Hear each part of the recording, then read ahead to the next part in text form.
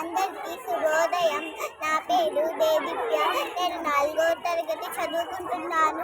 నేను ఇవాళ చెప్పబోయేది తెలుగు భాషా భాగాల గురించి.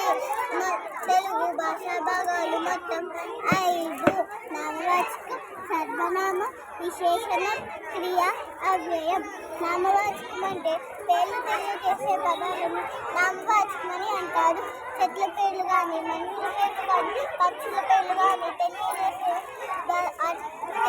పదాలను నామవాచకం అని అంటారు.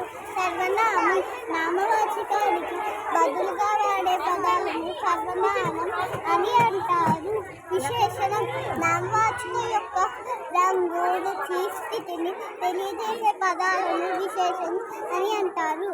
క్రియ పనిని తెలియజేసే పదాలను క్రియ అని అంటారు. అవ్యయం అంటే లింగ వచన విభక్తి లేని పదాలను అవ్యయం అంటారు. ఉదాహరణలు: గోదావరి, మద్రాసు, రాముడు, నెమలి.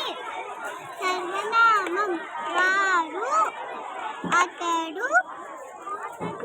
విశేషణం అందంగా, పెద్ద. క్రియ ఆడుకుంటున్నాడు, పాడుతున్నాడు. అవ్యయం ఆహా,